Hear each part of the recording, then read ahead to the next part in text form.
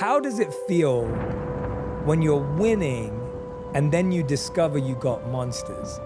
Because that's kind of the journey you've been on, and I want to go back and forth in this journey, but I want to start there. Like, what does it feel like when you're winning, you're succeeding, but then you all of a sudden go, I've still got monsters in me? You know, when you say and use the word monsters, just for clarity so people can understand, of course we're talking about the different levels to you, right? And within the levels that I've discovered in myself, of myself, you know, you got your good versions and your bad versions. And the bad versions I refer to as monsters, but just because they're bad doesn't mean they don't have good quality.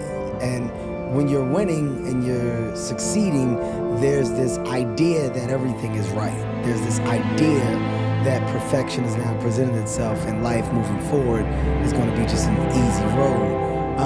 And it's not until you're in that position where you expect perfection and you think that you start to see the true problems and flaws really present themselves.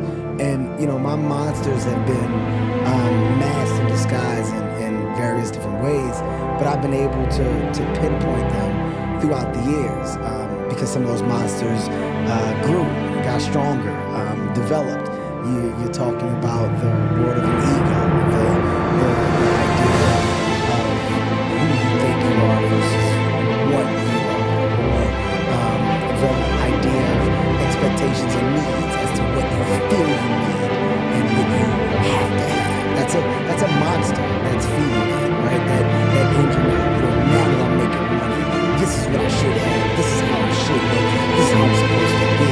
That's a monster that you're feeding, because ultimately you're buying into something that you're creating. You're enhancing this world stuff. And it's not till you sit down and you take a breather and you start to really figure out the true definition of happiness for you. You start to really understand the adult that you have grown into and the level of maturity that has now, I guess you would say, been banked inside the human that you are.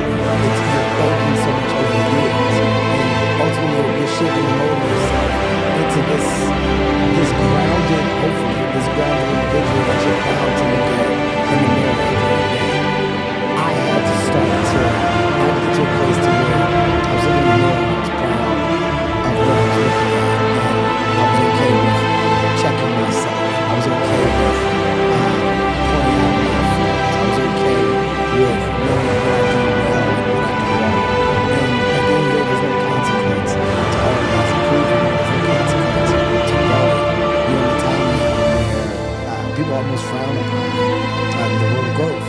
I embraced it. I embraced the world of correction. So the monsters and the world of how to tame them came from me understanding the different levels of monsters that have presented themselves to me over the years, and me getting them to a point to where I put them in a place where I can control them. They're still there. They can rear their heads, but I can say sit down. That's not necessary. That's not needed. And I can tell when one is trying to take me back to a place of old. But at the age 43, it's exciting to know that I've grown from so much, and you know, the world of one is significantly different than what it once was. It's really interesting. You use the analogy of like looking in the mirror and being okay with yourself. And when you said that, I was thinking, yeah, when you look in the mirror, there's no trophies. The reflection doesn't show the trophies, the wins, the money, the whatever else. It just shows you